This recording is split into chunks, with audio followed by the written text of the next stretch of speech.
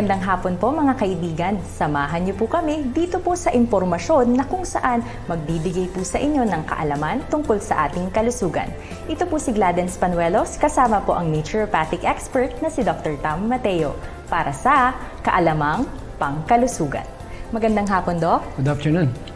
At syempre, batiin naman natin, Dok, ang ating mga kaibigan na nanonood sa atin ngayong hapon. Yeah, syempre ito yung ating pinaka number one focus on how to create more awareness and be able to reach more people in the area of this health education.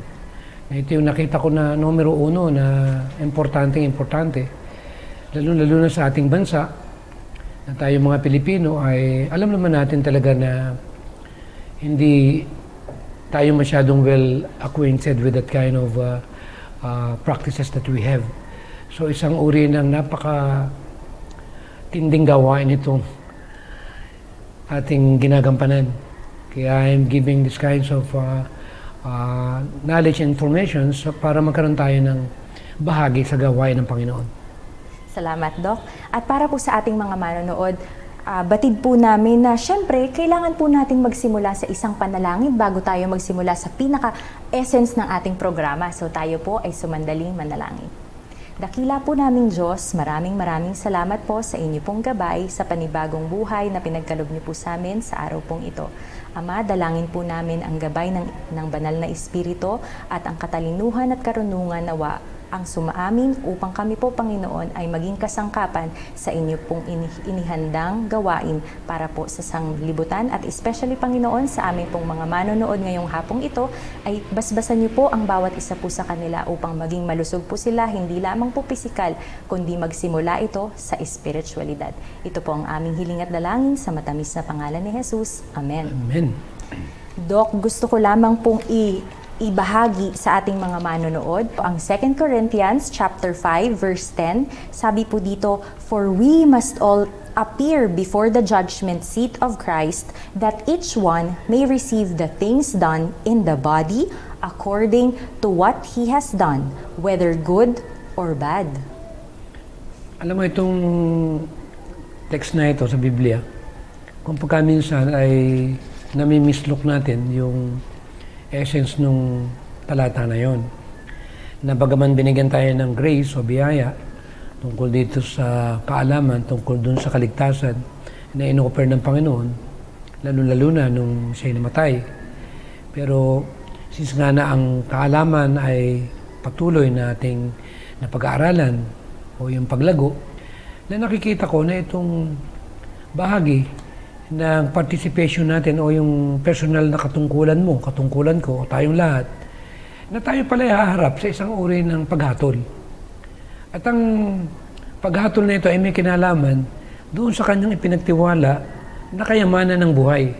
Kasi ang life natin talagang mirakulo ito eh. Alamin mo natin na gift ng Panginoon ito at siya yung nagmimiari sa atin. Kaya nga, pinagkalooban kanya ng buhay, pinagkalooban kanya ng katawan, kalusugan, ay meron tayong tinatawag na paghatol kung ano yung bahagi mo, kaya gumawa ka ng mabuti o pinabayaan mo yan, o kaya naman ay ano yung bahagi mo. Kaya ito yung bahagi na meron tayong kaalaman, pangkalusugan. Kasi para hindi tayo malagay dun sa, para bang walang appreciation o utang na loob, na in return to His goodness, that we must understand fully that there's something we can do. Ito tinatawag na ganung uri ng bahagi ng tao. Na ito yung paglago sa kaalaman ng banal na kasulatan dahil hindi po pwede nating kukuha lang tayo ng pira-piraso at i-apply natin yon sa ating sariling kagustuhan na hindi natin pinag-aaralan ang pinaka-essence ng Bible as a whole. Na ang essence pala ng Bible as a whole na binanggit nga sa 3 John, yung "I wish above all things that thou mayest prosper and be in health even as thy soul prospereth." Kaya dito natin makita na punong-puno pala ng mensahe ng pangkalusugan ang banal na kasulatan. Na kung pagkaminsan, ito yung pinaka-sentro pa o bahagi ng pinag-aralan natin sa unang Thessalonian 5:23 na yung physical, mental, and spiritual ay hindi pwedeng magkahiwa-hiwalay. Interconnected ito. Intricate ito. Ibig sabihin, meron talaga itong tinatawag na relation sa bawat isa. Kaya binanggit sa 1 Corinthians 1:10-31, siguro pakibasa mo.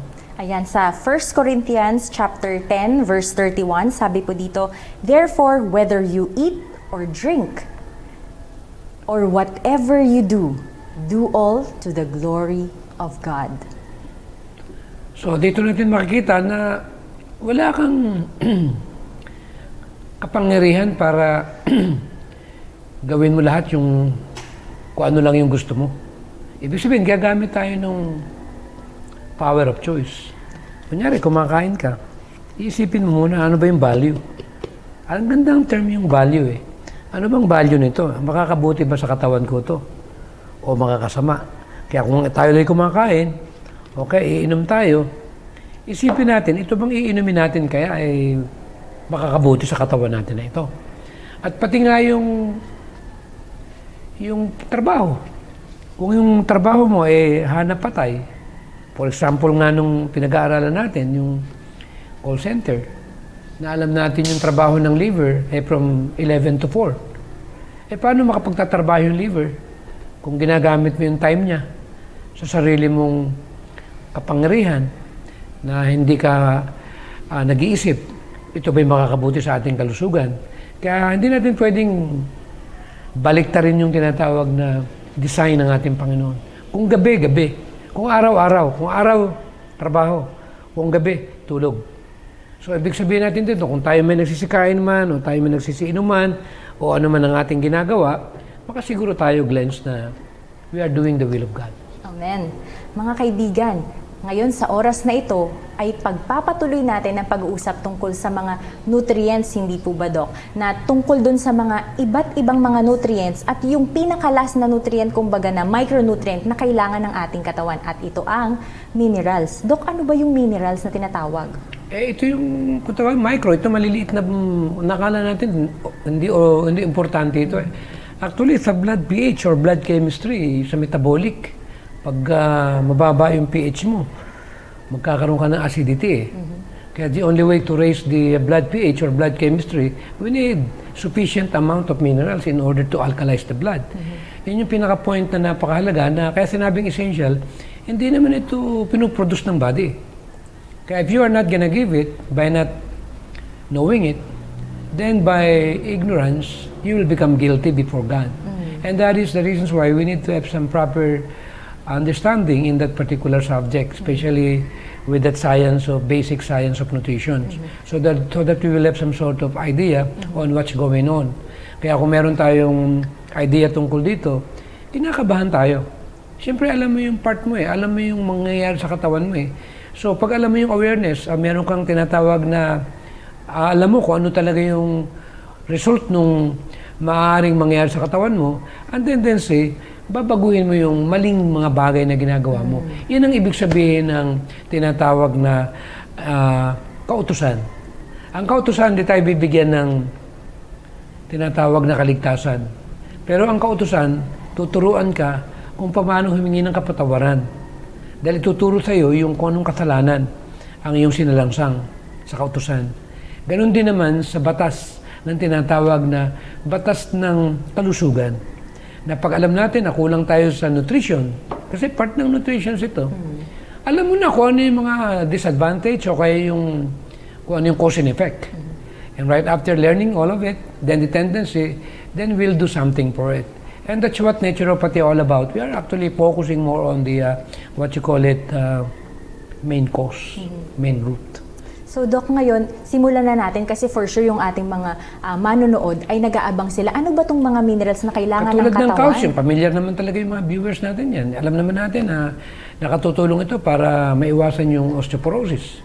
Gaano karami yun sangayon sa survey? Kung gaano karami mga tao sa buong mundo ang tinatamaan itong sakit na ganito. Na ang kailangan lang pala natin ay yung tinatawag na magkaroon tayo ng understanding na itong calcium minerals nito ay bahagi talaga ng diet natin sa pang-araw-araw natin na pamumuhay. Kaya yung pagbabalance ng pH natin na binabanggit, ito parang salamin. Para kung kunan ka ng dugo, nakikita mo kung ano yung nangyayari sa katawan mo. At kung paano matransport yung tinatawag ng mga nutrients na kailangan ng katawan. Actually, they are actually working together. And without getting that particular material, the tendency, magkakaroon ng tinatawag na abnormality within that particular system that we have. Na isang bahagi na kung titingnan natin itong mga sintomas ng tinatawag na mga, ano ngayon ng babae, yung PMS? Ano? Yan, yung premenstrual syndrome o PMS so, natin. isa pala yan kung bakit nakakaroon ng mga kababaihan yan. Nahirap pati silang alam mo na sa Tagalog, regla. Tapos itong mga type 2 diabetes na tumataas yung blood sugar na hindi ma-regulate ng kanilang pancreas. Siyempre, yung insulin enzymes na yun, pag nagkulang ka, yun pala, nakukuha rin yan sa mga minerals. Kaya when you are not getting enough minerals, actually, nagkakaroon ka ng ganung uri ng manifestation. At kailangan din natin yan sa ating kabuuan ng ating katawan, lalo na skeletal. At sa mga mahilig pumunta sa mga dentista, na marami nagkakaroon ng, ano ang tawag doon sa parang yung namamaga yung kanilang mga ngipin, yung mga gilagid nila. Di ba nagkakaroon sila ng parang mga gingivitis, infection, gano'n, inflammation, and so on. But when you look at the main cause or main root, mainly because they are not getting enough calcium. Tama, Dok. Yeah. Yung ating mga manonood, dapat aware po tayo kung ano ba yung mga sources ng calcium natin, Dok. Actually, hindi ba sabi ko nga sa'yo lagi na may counterfeit si Satan. May counterfeit na protein, may counterfeit na pera, di ba? Na kung hindi mo alam tumingin ng 1,000 ngayon, yun pala, parehang-pareho yung itsura. So, ang dami rin faking calcium. Kaya nga marami nagkakaroon ng mga kung ano-anong nararamdaman sa kanilang mga joints. At yung kidney pati nila, nagkakaroon tinatawag na problema. Gawa ng mga false calciums na yun, na hindi naman organic, yung binibili nila. Kaya pag bibili tayo ng mga supplement, see to it that we are getting something right. Na itong tinatawag na natural, siyempre babalik tayo. Kasi di ba, ang katawan natin 100% organic. So anything inorganic, it will not be appreciated by the body or processed by the body. Kaya kung hindi natin alam i-compare yung dalawa versus yung tinatawag na inorganic minerals, kung tawagin nga peke o artificial o yung tawagin natin counterfeit, at hindi natin alam i-compare dito sa original, ang mangyari ay nadadala tayo nitong tinatawag na kakulangan ng kaalaman. Pero napakasimple naman pag-aralan Kasi itong mga green leafy vegetables na ito, lalo na yung malunggay, cabbage na yan, bok choy, broccoli, spinach, celery. Ito yung tinatawag na napakayaman sa mga minerals. Napaka-blessed tayo dahil whole year round dito. Alam mo yung saluyot natin, ginamit ni Cleopatra yan, na kung tawagin ay beauty product. Maganda yan, ginujuice yan Pwedeng inumin, pwedeng ipahi dito sa balat. Pwedeng ilagay sa buhok para tumibay yung hibla. Yung mga root ng ating ugat, ng ating buhok, yung collagen, para mabilis na magkaroon ng tinatawag na pampatibay ng ating mga buhok. So ito pala, lahat na ito ay merong, di ba yung mga namumuti na yung buhok, pag nagiinom sila ng mga burning, mga pagkain, atas mga ng gulay, nawawala yung ano nila, yung puti ng buhok nila hindi ko naman alam to nung araw. Ngayon na lang ako uli, ibig sabihin na-appreciate yung tinatawag ng mga liwanag na ganito. Kaya sa mga viewers natin, lagi kong sinasabi na we must be green-minded people. Hindi yung green-minded or whatsoever. In a positive way. In a positive way, na ibig sabihin, yung basta green, labi natin yan. Huwag tayong mawawalan yan sa loob ng ating tahanan. Alam ba ako, pag naglalaro ng basketball, alam mo yung malunggay? Yung sandakot na malunggay, lalagay ko sa blender yan. Lalagyan ko ng pineapple juice para ma-neutralize yung lasa. Iniinom ko yan. Sabi ng mga kasamahan ko na naglalaro ng basketball, bakit si Octam napakalakas? Nakikita nila yung iniinom ko. Alam ko na kumpleto sa minerals yun. At alam ko na mataas ang magnesium nun para sa heart ko. At yung tinatawag na sustansya ng pinya, na taas ng vitamin C, antioxidant niya, bromelain niya, enough for me to get enough energy. Tapos meron pa akong banana. So yun yung pinopoint ko na napakaganda ng pag-alaman natin. No, katulad sesame seeds, avocado. Mayaman sa mga minerals yan. At malam naman natin na magkakaroon tayo ng benepisyo na hindi ka guilty. Kaysa bibili ka ng mga I'm sorry. May mga binibili kasing mga Protein na ano, Doc, inumin mga na mga powder. may kulay-kulay pa. Eh kung pagka minsan, pag nalagyan pa ng steroid dyan, eh di kidney mo ang tatamaan. And how do we know? And why not just make your own? Natural. Instead of just buying something ready to go. Masyado tayong tamad eh. Why not just accept the fact that we are now living in these kinds of what you call that modern environment, that once we are not broad-minded enough or something health conscious enough, that we are not gonna able to find the right health, and we will be guilty before the Lord. Why? Because we are not using our mental ability to use those kinds of good stuff. So the moment na alam na natin yung mamili, hindi tayo pwedeng madaya. Kaya importante lang dito, yung tinatawag na 1 Corinthians 10:31, yun yung pinaka-paborito ko. Na pag ako umiinom at kakain ako, anything na ipapasok ko sa loob ng katawan ko, ibig kong makasigurado ako na hindi makikreate ng problema ito. Kaya kahit ano man yung ibig ng iba na ipagawa sa'yo, kung ano man yung ilalagay sa katawan mo, bigyan nyo ito ng konting panahon bago pumayag kayo. Bakit po? Dahil kayo yung magsasuffer. Totoo, Dok. Kasi iba talaga kapag yung prinsipyo, yung conviction natin, mga kaibigan, yung pinairal natin. Kasi hindi pwede na, ay sige, ito na lang ang kakainin ko kasi ito yung available. Pero kung meron ka namang choice, naalala ko, Dok, yung isang episode natin na ang daming mga handa, pero meron dong nilagang kamote, ano ang pipiliin mo? Doon na lang ako sa nilagang kamote, hindi pinirito, nilaga lang sa tubig, andun pa rin yung sustansya Pero niya. ingat ka, may mga kabote na GMO na ngayon. Naku, Dok.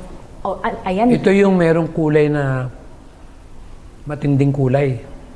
Siguro sa susunod na episode, pakita natin Isi-feature natin, Doc. kung ano itsura ng kulay ng kamoting GMO. GMO? O sige, Doc. Ayan. So, gusto ko lamang po mga kaibigan na ihatid sa ating lahat itong isang position statement of the American Dietetic Association on vegetarian diets. Sabi po dito, appropriately planned vegetarian diets including total vegetarian or vegan diets are healthful, nutritionally adequate, and may provide health benefits in the prevention and treatment of certain diseases. Well-planned vegetarian diets are appropriate for individuals during all stages of the life cycle, including pregnancy, lactation, infancy, childhood, and adolescence, and for athletes. O di ba, Dok? Ang ganda nun eh. Ang ganda naman itong pinagkaloob ng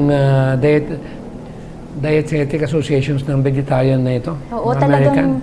talagang isa to sa mga studies kumbaga na talagang hindi talaga sila nagfo-focus doon sa mga inorganic. Nagfo-focus sila doon sa ano ba yung natural. Sana dito sa atin sa Pilipinas may mga ganito ring studies, Alam mo ano? ba na isa sa hinahangaan kong bansa, yung Bhutan. Itong Bhutan, diniklara sila na organic nation. The only nation in the world na na-preserve nila lahat. Organiko lahat yung kanilang mga tinatanim doon. Wala nga mga chain store doon eh. Hindi nila inalaw eh. Kaya napakarami yung pumupunta ron, bumibisita ron. Actually, kung magkakaroon lang ng pagkakataon, pawala itong lockdown eh, gusto ko mamasyal tayo doon eh. Para makita natin yung kung paano nila na-preserve yung bansa nila. Na mahal nung nangunguna ng bansa nila, yung lugar nila. Kaya napakahaba ng buhay ng tao.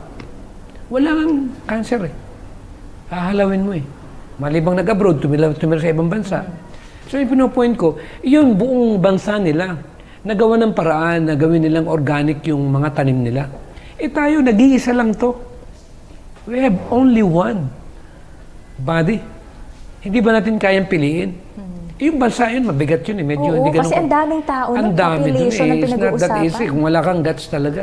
Kaya nang number one kung gustong i-promote sa ating bansa, na sana naman tayong mga Pilipino, lalo-lalo na yung mga may mga katungkulan, dapat magkaroon naman tayo ng tinatawag na malasakit.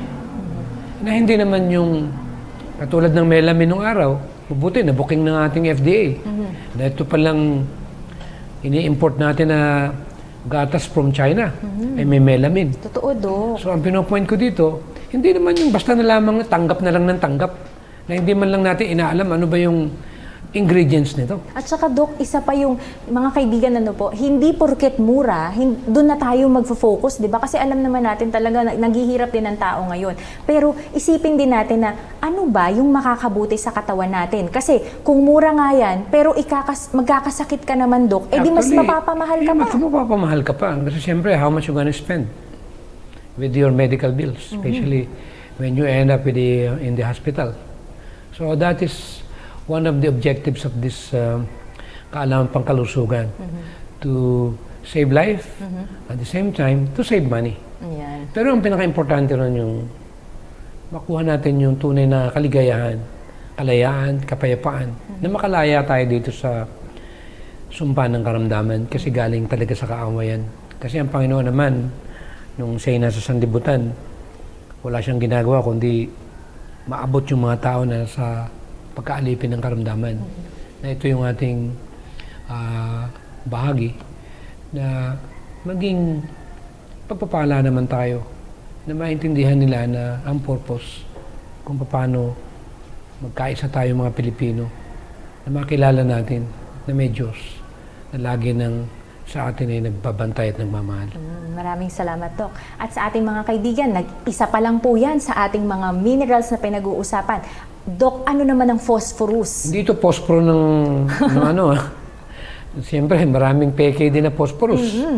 Kumuha ka nga ng tubig I'm sorry tubig. Kunyari, punta ka sa city. Sumalo ka ng tubig. May calcium yun eh. Ang tanong, inorganic ba yun? Phosphorus. Meron ding peking phosphorus. Alam mo si Satan napakatalino eh. Lagi na siyang merong counterfeit. Pero ang importante, alam natin, ano ba yung panlaban? Ano ba yung panangga natin, mangyayari sa katawan natin kung meron tayo nito? Ito'y meron ding participation to o bahagi ito sa bone growth eh. Kaya yung mahina yung mga buto, konting ano lang, meron na nagiging problema sa kanilang mga katawan. At yung mga, alam mo yung mga pananakit ng mga, kung tawagin niya natin, arthritis. Merong participations din yan pag kulang ka ng phosphorus. Saka yung osteoporosis na binanggit natin kanina, nakalakip din yung calcium kanina. Saka yung, para kung gusto mo na lumakas yung digestive aid mo o system mo, especially yung hydrochloric acid. Yung hydrochloric acid, kailangan din yan ng phosphorus para maging strong yung kanyang trabaho. Lalo na, di ba, pinag-aaralan natin yung intricate topics ng codependency na they were actually working together to see to it that they can possibly deliver all the necessary elements that the body need. So alam natin yung bahagi ng B2, ng B3, ay malaking tulong din ito sa tinatawag na pagsasama-sama nila na kung paano ma-eliminate yung paglalabas ng urine. Dahil pag ikaw kulang doon, yun di ba meron mga diuretic type of thing. Pagka ikaw may kidney problem or whatsoever, dahil nagkaroon ka ng false calcium, babara yun doon. Hirap kang umihi. Pangalawa, mapula yung ihi mo. Unang-una, kulang ka sa tubig. Pangatlo, pangalawa, yung kulang ka doon sa ganitong uri ng mga minerals na kailangan ng katawan. Kaya kung pagkaminsan, kung ating susumayan na sahod, ang unang palatandaan yung parang nangihina tayo. Parang meron tayong... May kulang. Parang pagod, patig. Chronic fatigue syndrome. Maraming merong ganyang uri ng problema.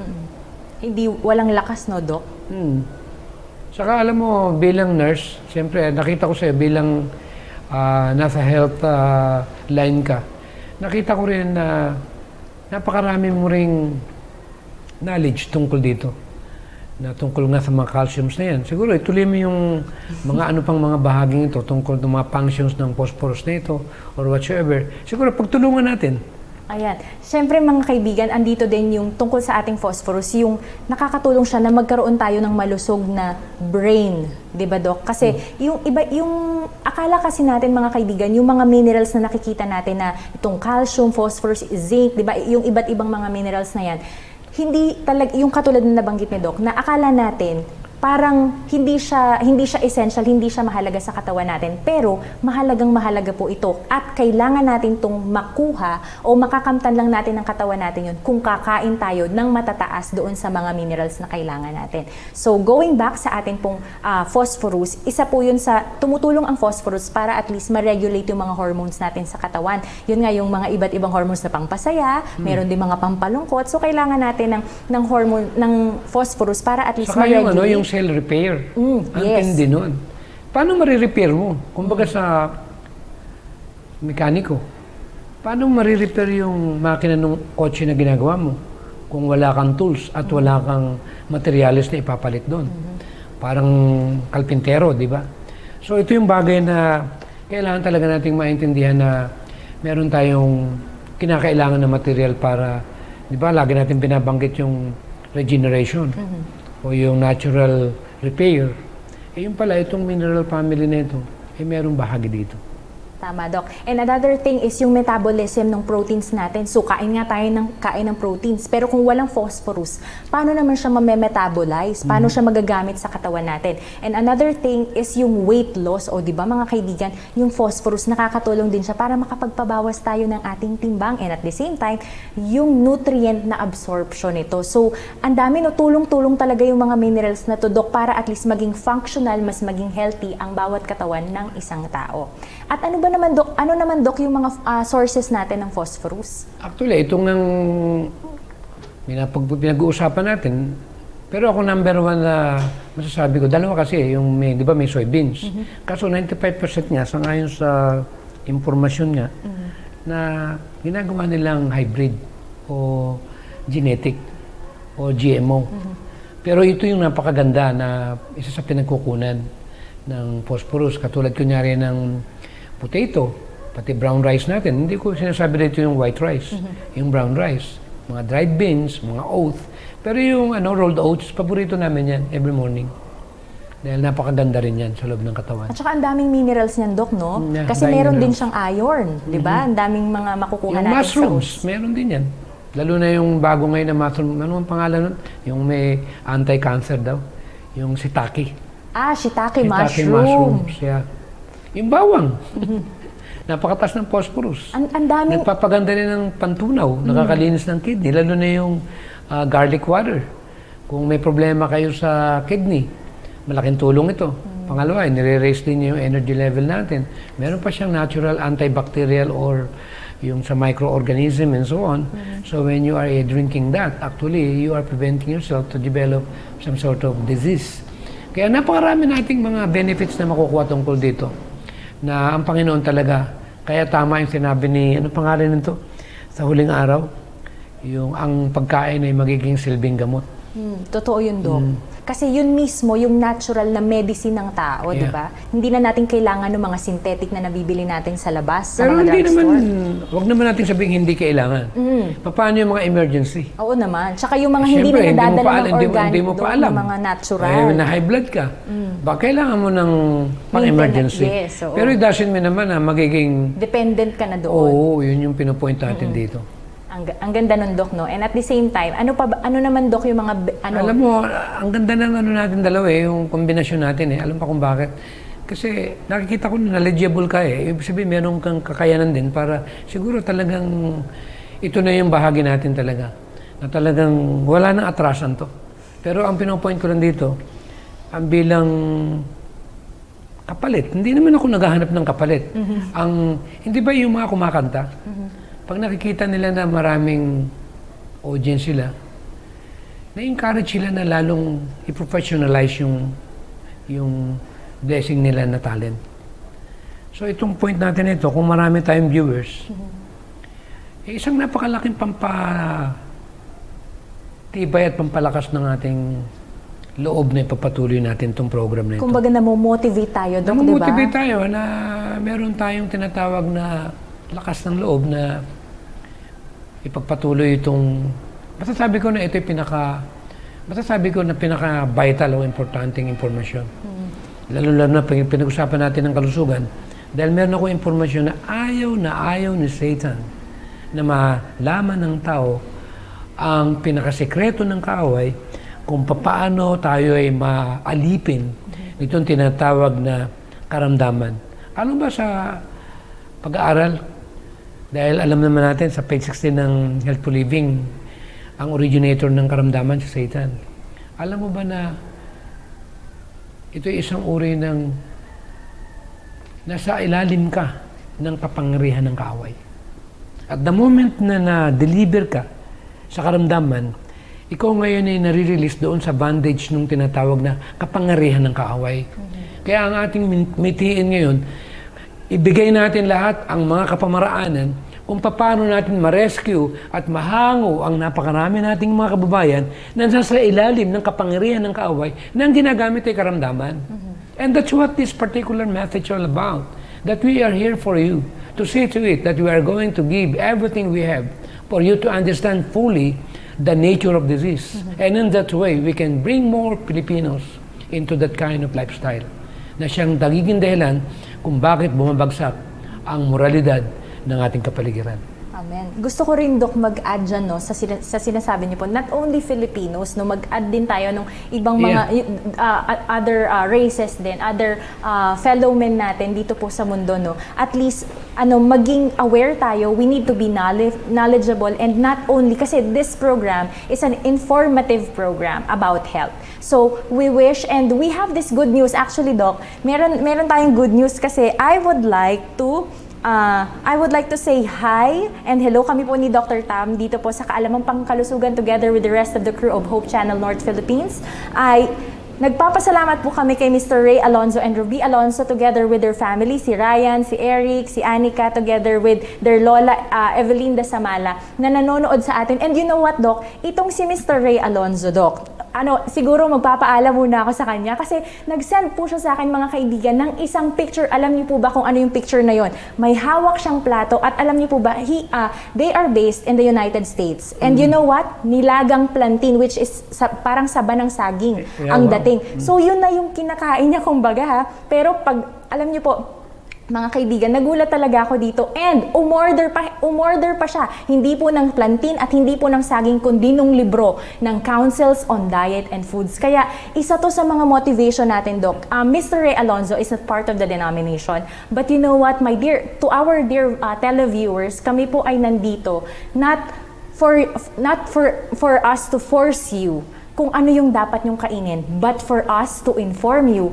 kung ano ba yung plano ng Panginoon na maging healthy ang bawat isa sa atin. Ayan. At tutuloy-tuloy ko na, Dok. So I would like to thank and say hi sa atin pong mga manonood ngayong hapon pong ito, Mr. Santiago and Angelina Bobila, Mrs. Dottie Bobila together with her family, Dr. Ian and Dr. Cynthia Cornejo from San Jose City, Nueva Ecija, Dr. Ina Andrea Antonio and Dr. Sarah Jane Jimenez. Doc, sila ay nakakapasa lang, Doc, ng kanilang physician licensure exam. Kaya we are congratulating you and we hope and pray na gamitin nyo din po yung inyo pong license para dito sa medical missionary field natin, di ba, Doc?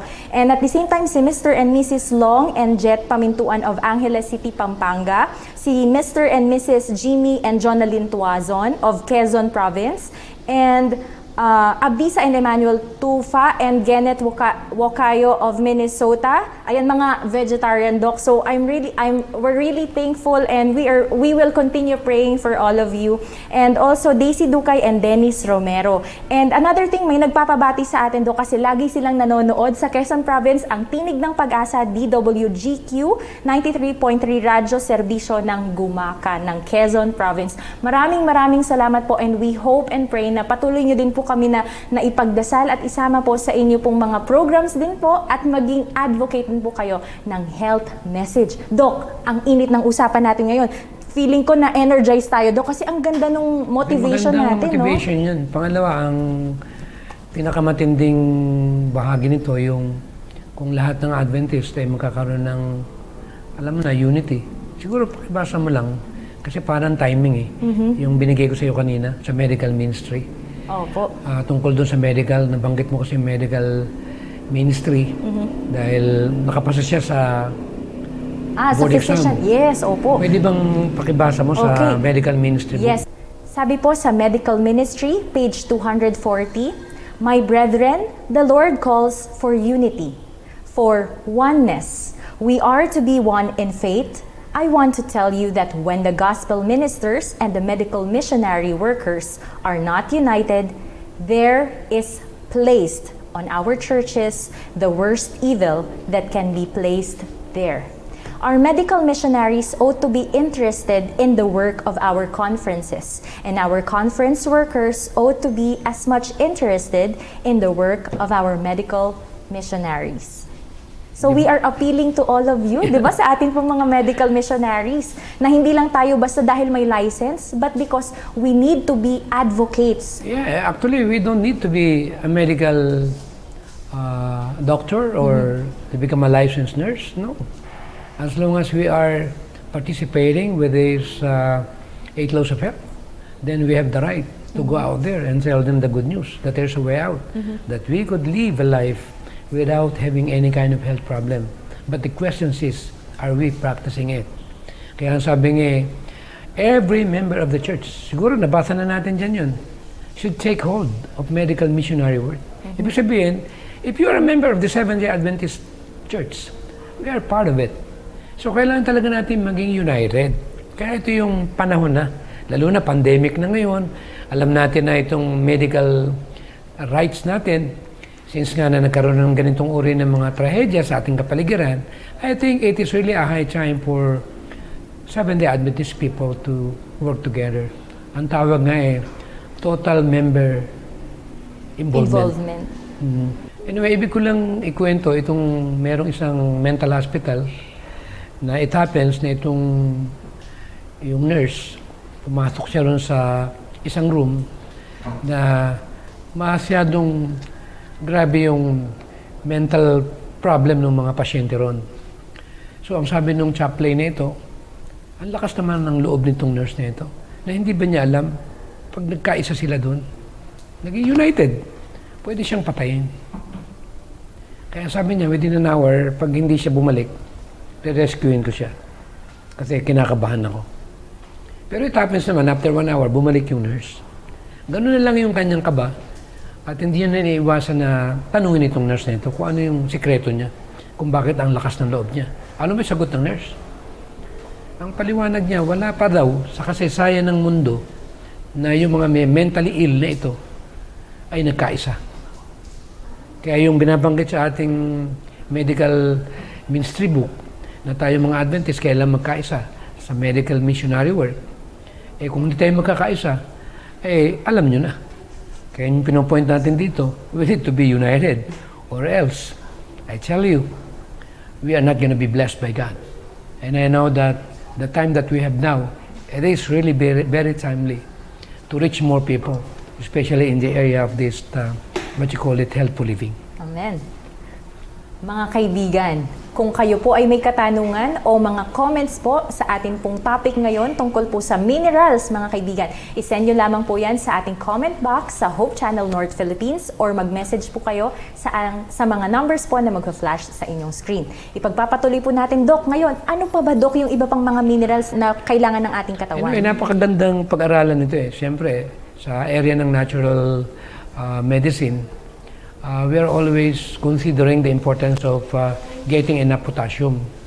Kaya isa yan sa kumbaga sa ano yung napaka-importante.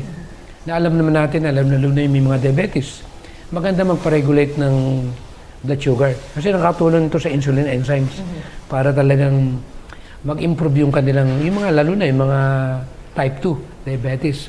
At nakatulong din ito sa buto. At nagpapa-increase din ito ng tinatawag na, di ba, ang katawan natin merong electrical conductivity, lalo sa metabolic system. So pag kulang tayo dito, nahihirapan yung ating pamamaraan ng brain. Kung paano yung pamamaraan sa pagpapatakbo ng ating buong katawan as a whole. Siyempre, alam naman natin meron tayong circulatory system. And without getting that kind of quality amount ng potassium, then the tendency, even blood pressure, maaaring may epektuhan. Kaya kailangan talaga natin ng ganitong uri ng impormasyon. Na ang potassium, napakaraming kayamanan tayo ng potassium sa sarili natin lugar. Bakit? Wala nga saging sa Russia. Wala nga saging sa Amerika. Nag-i-import pa sila. Wala nga saging sa Europe. Saan maraming saging? Pilipinas. Pilipinas.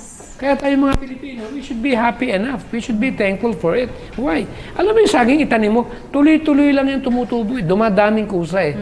Kaya pala, binigay ng Panginoon itong blessings na ito. Dahil ibig niya, tayo mga Pilipino, ay ma-realize natin na tayo talaga'y pinagpala. Kaya masasabi ko na napaka-blessed tayo. Bakit? Hindi nag-yelo dito. Ang gulay natin, whole year round. Saan ka hanap? Ang saging, whole year round. Ang pinya, whole year round. Ang buko, whole year round. Ang gulay, whole year round. Saan ka pa? Kaya kung sasabihin mo sa akin, aalis ako ng Pilipinas, kaya nga bumalik ako dito. Kasi nakita ko, hindi nga lang tayo moderno. Pero magtanim ka lang ng sariling gulayan mo. Forever mabubuhay ka. Ibig sabihin, yung hindi ka magugutom. Gusto ko yun, Doc, yung forever. Kasi alam niyo po mga kaibigan, malimit po na tayo ay makakita ng talagang pangmatagalan kumbaga. At yung mga bunga na nakikita natin sa paligid natin dito po sa Pilipinas, mga kaibigan, ay malaking tulong para at least tayo ay masustain nung pangangailangan ng minerals ng ating Ano katawan. ba yung saging? Bukod siya mayaman sa potassium, meron siyang happy hormone na ibinibigay doon sa malulungkutin. Kaya yung mga misis na masusungit, nakakabait kasi eh. Nawawala yung kanilang... Proven and tested ba, Doc? Tested yan. Talagang pag kumain ng saging, naging cool. Kaya yung mga misis na mga masusungit yan, bigyan nyo lang ng saging yan. Okay na yan. Kaya alam mo, nagpatanim ako ng 10,000 sagingan sa aking compound. Dahil love ko talaga ang banana. Piling-piling yan. Hindi ako nawawalan yan. Dahil gusto kong misis ko, araw-araw kumain yan para maging masaya. Pero ang point ko, nung tumubo at namumunga na, ninanakaw ng aming kapitbahay. Buwig-buwig pa. Yung pala binibili kong saging sa daan, Galing sa... galing dun sa aking sariling lugar. Pero palibhasa, alam ko na ang saging ay makapagpapabait, okay na sa akin. Bakit? Dahil pag nakain nila, yung saging na ninakaw nila, magiging maayos ang tibok ng puso nila at yung brain nila at yung tinatawag na stress hormone nila mapapalitan ng happy hormone. Doc, syempre hindi ako papayag na pampasaya lang ang saging. Mga kaibigan, pampapayat din ito. Bakit kamo? Kasi yung mga cellulite na nakikita natin sa mga katawan, especially yung mga girls, Doc, at yung mga nag-gym, mga lalaki na nagpupunta sa gym, o kung yung mga tao na nagpupunta sa gym, for sure, ayaw nila yung mga nakikita na meron silang mga taba, yung mga sobra-sobra, mga cellulites, diba, sa katawan. Idadagdag ko lang. Sige, Doc. Tayo mga Pilipino, aminin natin, masyado tayong sadista. Kasi alam naman natin na ang saging, pag binalatan mo yan, hinog na yan, kinain mo, nandun yung sustansya. Ang problema ng mga misis, yung saging na saba, pipirituhin pa. Sa tingin mo ba mabubuhay yung vitamin C at mga happy hormone na yun, mga potassium and minerals, pag pinirito mo? At hindi lang pipirituhin, aasukalan pa. At sa bandang huli, tutuhugin pa. Anong tawag doon? Banana Q. Banana Q. Doc, teka lang. Baka naman akala kasi nila, Doc, sa ating mga manonood, kaya tinawag na happy hormone yun ang gagaling sa saging dahil nilalagyan ng asukal. Mga kaibigan, hindi po. Talagang may natural po talaga na happy hormones yung saging. Yung sugar actually acidic yan eh. Actually, pinapatay nga niya yung functions ng ating energy level eh. Kaya I'm not gonna suggest or advise that our people will continue that kind of damaging or hurting the right food that we need. So when it comes to eating banana, napakarami pong benepisyo yan.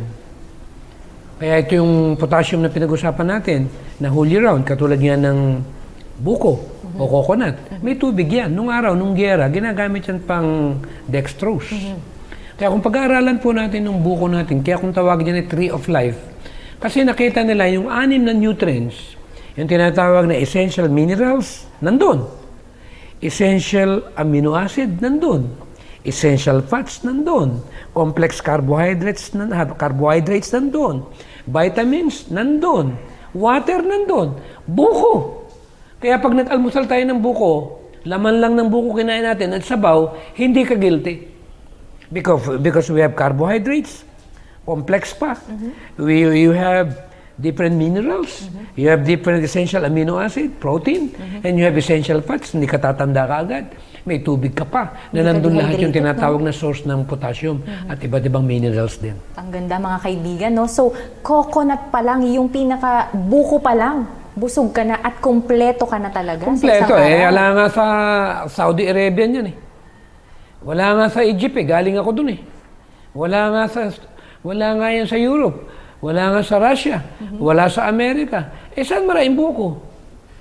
Sa atin pa rin. O, kanina saging. Walang saging dun sa lugar na yon. Samantalang bansa natin, itusok mo lang, itanim mo lang, tutubo na. Kaya I'm very much thankful for it. Na binigyan tayo ng advantages ng ating Panginoon compared doon. Kasi yun yung pinupoint na napakayaman natin talaga sa natural resources. Kaya hindi tayo maghihirap, to be honest. Kaya itong mga mineral family neto natin pinag-aaralan, something for me that we must also consider na napiprevent yung sakit. Tama. At syempre, kung meron tayong sugar, kumbaga, o matamis na galing sa saging, Dok, kailangan naman natin ng asin o yung sodium. Yeah. At isa yun sa mga minerals natin, Ito, Dok. napakalaking controversial ito. Yung iba, takot na takot kumain ng may alat. Pero I am not gonna advise that. Kasi we need sodium too. Kasi marami yung iba. Vegetarian naman ako, bakit marami ko nararamdaman na ganito? Eh, paano? Masyado extreme.